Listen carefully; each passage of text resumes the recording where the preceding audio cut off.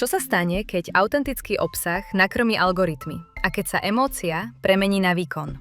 Toto je príbeh značky Človečina a toho, ako sme vďaka UGC, dátam a algoritmom škálovali výkon. Spoluprácu s klientom Človečina sme nadviazali v júli 2025, tesne pred hlavnou sezónou.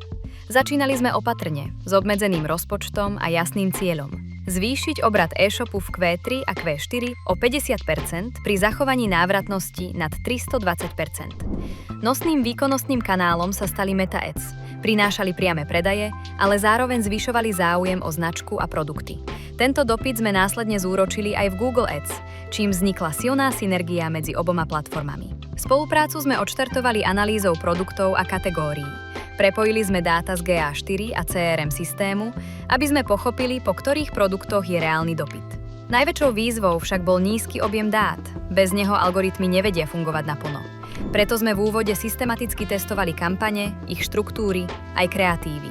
Cielili sme podľa jednotlivých cieľových skupín a postupne zbierali dáta, ktoré vytvorili základ pre škálovanie. Zlom nastal v momente, keď sme dosiahli dostatočný objem dát. Prešli sme na Advantage Plus kampane v Meta Ads a Performance Max v Google Ads.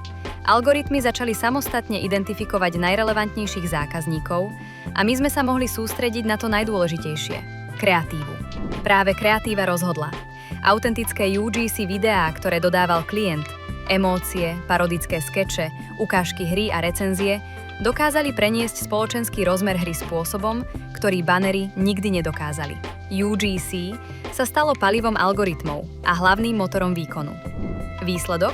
Plus 76% celkový obrat e-shopu, plus 175% obrat z PPC kampaní, zlepšenie efektivity PPC kampaní o 17%, ROAS 395%. Skutočný výkon nevzniká len z optimalizácie kampaní, ale zo súhry autentického obsahu, dát, algoritmov a úzkej spolupráce s klientom. V Signity sme našli skvelého a spoľahlivého partnera, ktorý s nami naozaj aktívne komunikuje. Pomáhajú nám optimalizovať kampane, vyhodnocovať výsledky a nastaviť ďalšie kroky. Najmä počas silnej vianočnej sezóny nám veľmi pomohlo každodenné ladenie stratégií a aj napriek limitovanej zásobe bestselleru sa nám podarilo udržať predaje až do posledného kusu.